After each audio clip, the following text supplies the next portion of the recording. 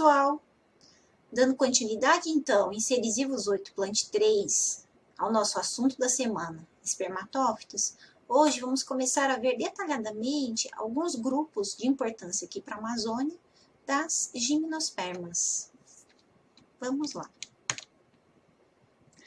Então, hoje, além da introdução sobre as gimnospermas, a caracterização do grupo, nós vamos entrar na primeira família que tem importância aqui na região, a família Zamiaceae. Além dessa família, trabalharemos também com as famílias Podocarpaceae e Guinetaceae. Vamos começar?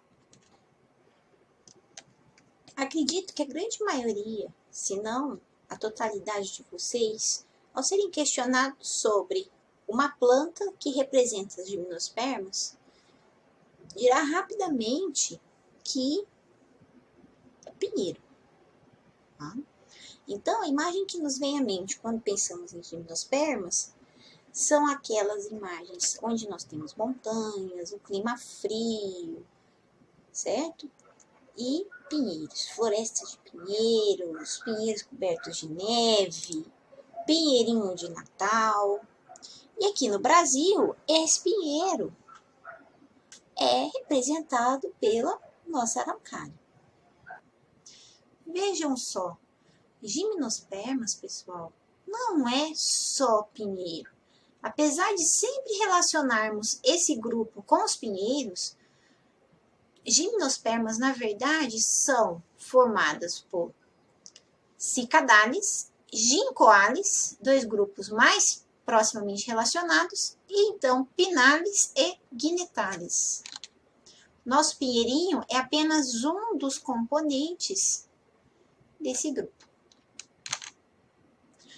Então, as gimnospermas, elas são constituídas primeiramente pela ordem Cicadales, a mais basal. Quem está dentro de Cicadales? A ordem Cicadales, ela é compreendida pela família Cicadaceae, as cicas, que vocês, como viram muito bem, podem identificar, inclusive, na UFPA, ali próximo ao hangarzinho, a família Stangeriaceae e a família Zamiaceae. Vejam a estrutura de suas folhas como são muito semelhantes. Temos também a ordem Ginkgoales, com o único representante da família Ginkgoaceae, o bom e velho ginkgo biloba, que todo mundo já deve ter visto na farmácia. Então, aqui vocês podem observar um exemplo, como é a folhinha do ginkgo, e aqui alguns exemplos de seus frutos.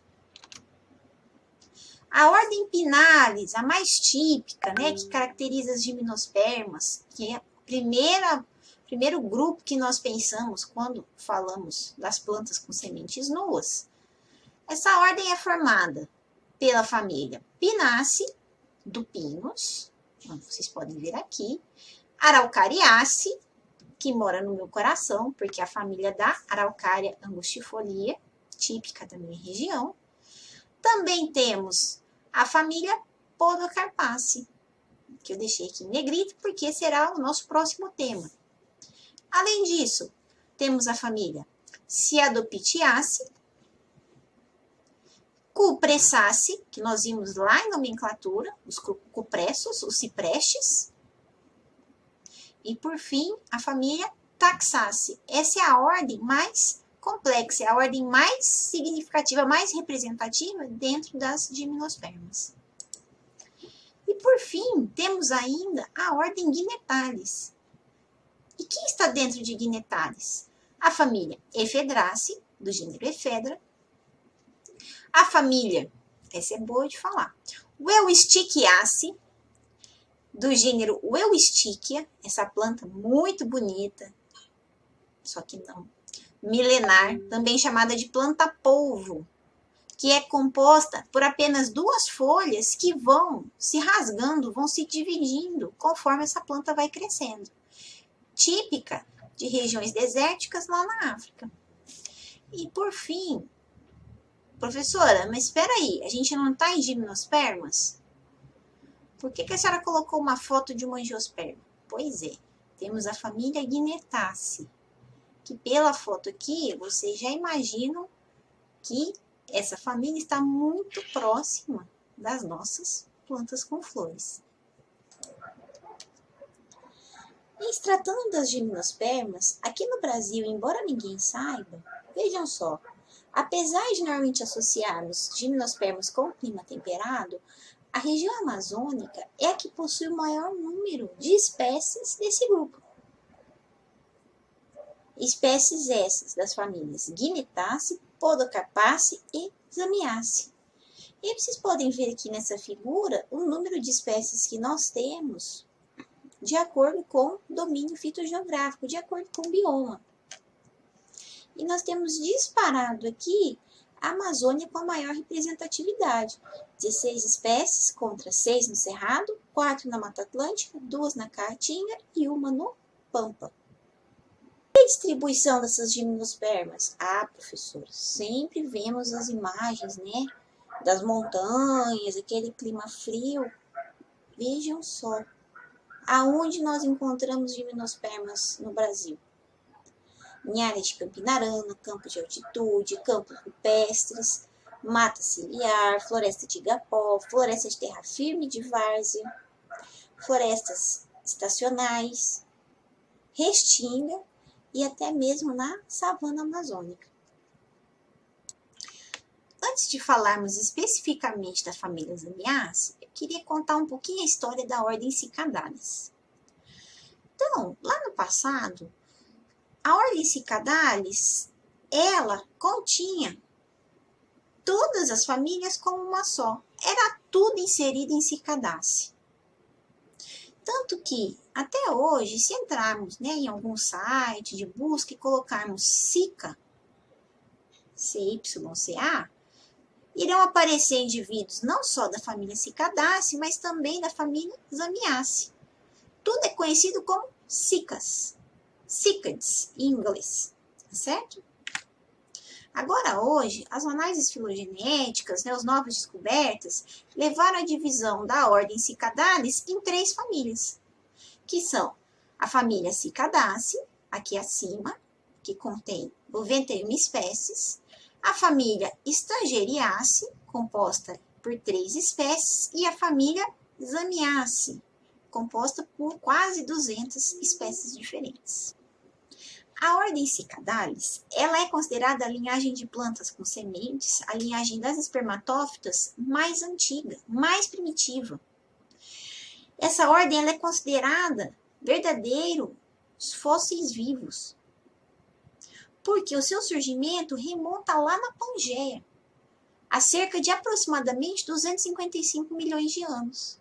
E hoje, anos 2000, depois de Cristo, nós temos plantas com mais de 2.000 anos de idade. Como que nós podemos inferir a idade dessas plantas? Por meio das cicatrizes persistentes aonde saíram as folhas no tronco da cica. Então, cada marquinha dessa é uma folha. E por meio dessas marquinhas, dessas cicatrizes, eu consigo dizer a idade dessa planta. E essa ordem Cicadalis, ela é muito importante por se tratar, né, de representantes que são fósseis vivos na história evolutiva das plantas com semente, porque ela pode nos auxiliar a compreender não apenas a origem e evolução das sementes, dos cones, né, dos estróbilos e estruturas vegetativas das plantas, mas principalmente a evolução nessa interação entre plantas e animais.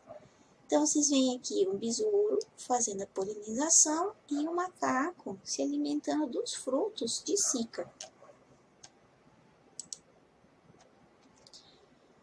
O que levou à separação da ordem Cicadalis nessa família Zamiaceae e Cicadaceae, que são as mais parecidas? A nervura central, principalmente. Então, quando nós temos folíolos sem nervura central, e além disso, um megastróbilo bem desenvolvido, a formação desse cone aqui, nós estamos falando da família Zamiaceae. Veja a diferença dos estróbilos aqui e aqui na Sica. Na Sica ele lembra até um repolho, uma alface americana. São várias camadas se sobrepondo. Então tem essa diferença. Pensou em cone, pensou em megastróbilo bem desenvolvida, família Zamiaceae. A família Zamiaceae, ela foi descrita em 1834. Aqui à esquerda vocês podem ver alguns estados de caracteres que são típicos dessa família. E nesse quadro vocês podem ver a ficha completa em relação à sua classificação. Então a família Zamiaceae pertence à classe Ixetopsida, subclasse Cicadidae, ordem Cicadalis e aí família Zamiaceae. Relembrando as aulas de nomenclatura, prestem atenção na determinação dos nomes associando-se aos níveis hierárquicos. A família Zamiaceae, ela é chamada de família da zâmia ou família da batata de catuaba. Nome científico, Zamia ullei, que é essa moça aqui. Tá? Aqui vocês podem observar a batatinha dela. A família Zamiaceae, ela apresenta plantas que têm desde uma cara de samambaia, com caule subterrâneo, como vocês viram a Zamia ullei, até plantas que lembram palmeiras. Vejam só, a gente tem até um estipe. A gente tem um caule não ramificado que chega aí a 18 metros. Então, a gente tem uma variedade morfológica muito grande dentro da família. As plantas da família Zamiaceae são também utilizadas em projetos de paisagismo, assim como as cicas. Devido a essa sua cara de rústica, essa cara mais, brutona, de resistente, essas plantas são utilizadas principalmente em ambientes externos nas residências, como vocês podem observar aqui nas duas figuras. O caule e as sementes de algumas plantas, algumas plantas da família Zamiaceae, são também utilizados na alimentação, pois são fontes de amido.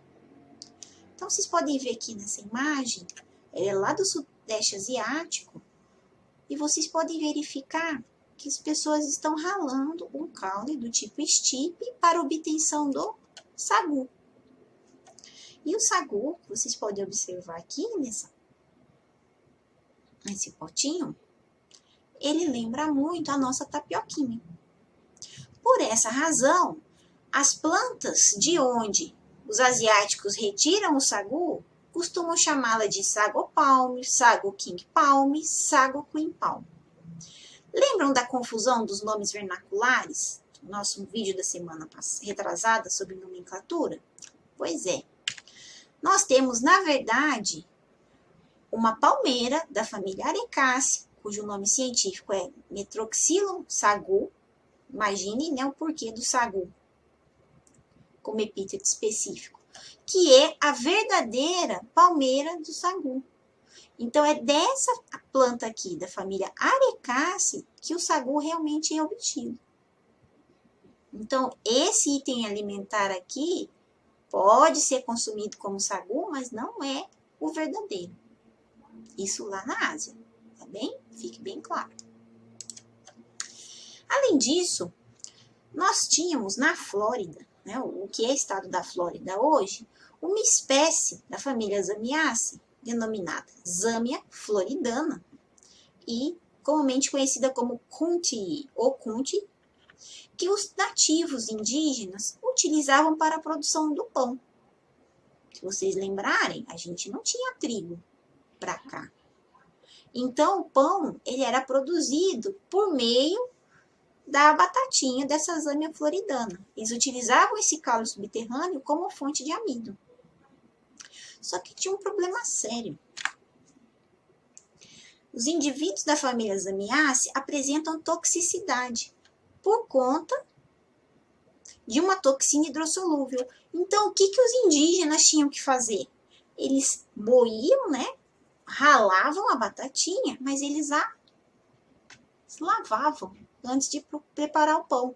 Então, é possível que muitos colonizadores que vieram lá da Europa tenham falecido por intoxicação ou ficado muito doentes. E até hoje é muito comum, por exemplo, lá na Austrália, lá na Nova Zelândia, a contaminação de cachorrinhos que vão lá brincar no quintal, cavam um buraco no solo e acabam comendo a batatinha. E alguns deles acabam chegando a óbito, porque essa toxina ela é hepatotóxica, além de carcinogênica e causar problemas neurológicos e gastrointestinais. Nas raízes das plantas da família Zamiaceae, nós encontramos a simbiose com micro-organismos, mais especificamente cianobactérias dos gêneros Nostoc e Anabena. Aqui nessa imagem maior, vocês têm um corte anatômico, onde essa faixa rica em pontuações vermelhas é chamada de zona das cianobactérias. É aqui que nós temos a simbiose. E nessa simbiose, as cianobactérias fixam o nitrogênio atmosférico, entregando a zâmia hospedeira, e em troca recebem carboidratos. E essa simbiose leva à formação nas raízes, como nós temos lá nas leguminosas a formação dos nódulos, aqui nós temos essas continhas, essa nodulação mais arredondada. Por essa razão, essas raízes são chamadas de raízes coraloides, porque elas lembram os coraizinhos lá dos recifes. As folhas na família Zamiaceae são persistentes, pecioladas, como vocês podem observar aqui. São compostas, pinnadas, sendo mais raro encontrarmos folhas bipinnadas. E a filotaxia dessas folhas é sempre alterna e espiralada. Como vocês podem observar aqui, parece uma escadinha que vai subindo. E essas plantas, elas possuem um aspecto muito rústico. As suas folhas são muito coriáceas, muito rígidas. Principalmente, por exemplo, essa aqui à direita.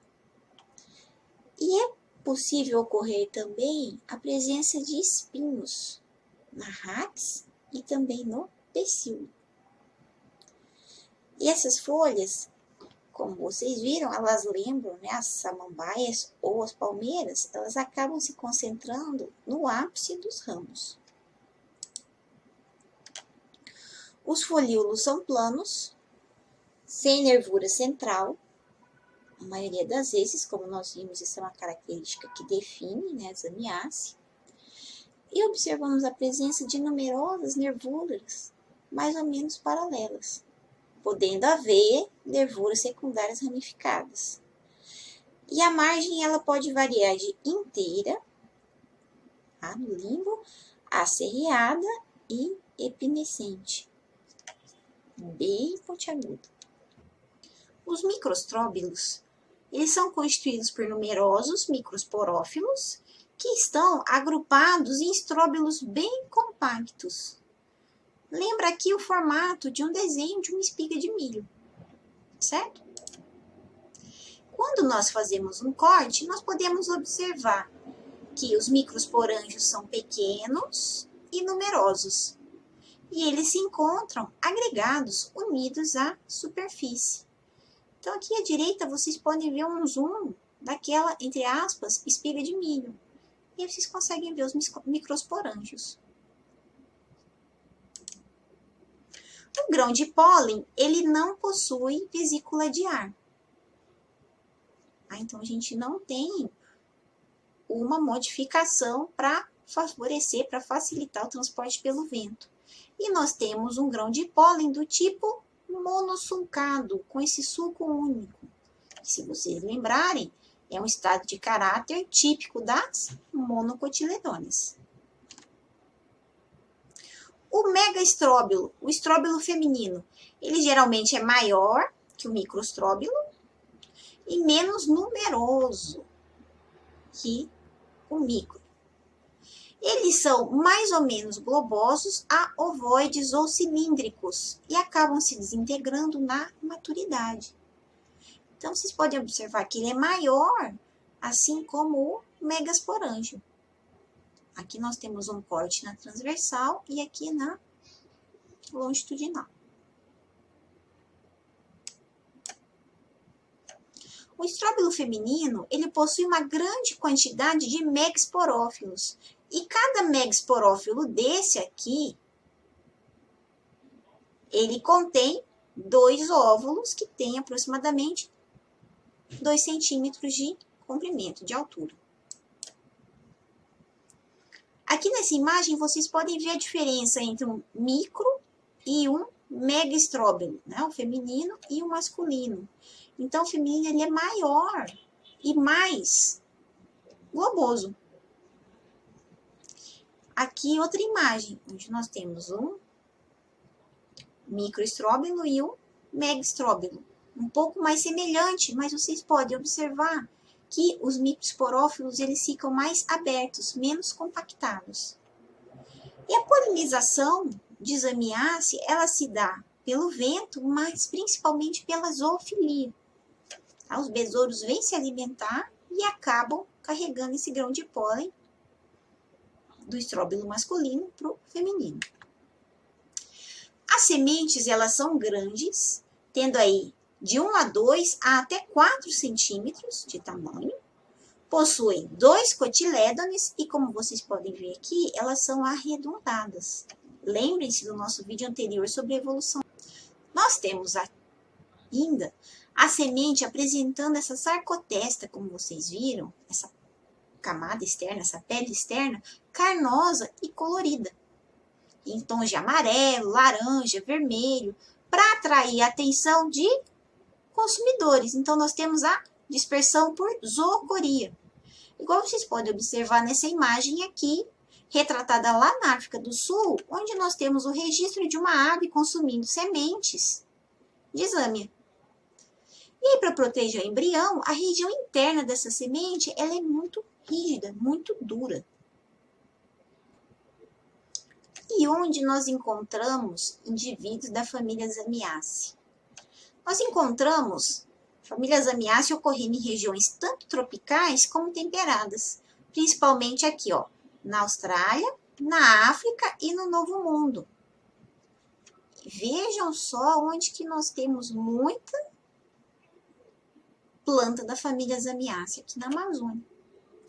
E essas plantas, essa família, ela é típica de ambientes secos e com solos pobres em nutrientes. Por isso a importância da simbiose que nós vimos lá no começo. Um pouco sobre as espécies. Dentro de Zamiaceae, nós temos 3 gêneros principais. O gênero Encephalartos, com 65 espécies, esse primeiro aqui. O gênero Zamia, que dá nome à família, 55 espécies. E o gênero Macrozamia, 40 espécies, que é uma planta linda. Você olha e acha que é uma planta artificial. Ela é muito rústica, ela é muito bruta. E aí você não vê predação, as folhas são íntegras, inteiras, é muito interessante. Aqui nas Américas, nós temos 5 gêneros endêmicos. Dioon, Ceratozamia, Quigua, Microcicas e Zamia. E esses 5 gêneros pertencem à subfamília Zamioideae. Reparem aqui, mais uma vez, a diferença morfológica entre esses gêneros e vejam como, por exemplo, aqui o gênero Dioon e Microcicas passariam tranquilamente como palmeiras. E aqui no Brasil? No Brasil, nós temos alguns gêneros que foram introduzidos para serem utilizados no paisagismo, como, por exemplo, Ceratozamia, Dioon, Encephalartos e Macrozamia. Como vocês podem observar aqui, decorando esse quintal.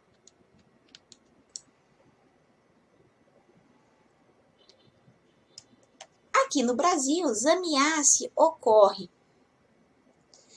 em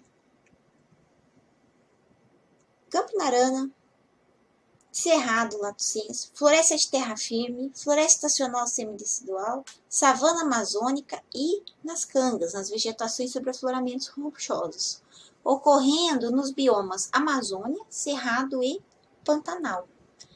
Vocês podem verificar que a gente não tem indivíduos dessa família na região Nordeste e em relação ao Centro-Oeste, apenas no Mato Grosso.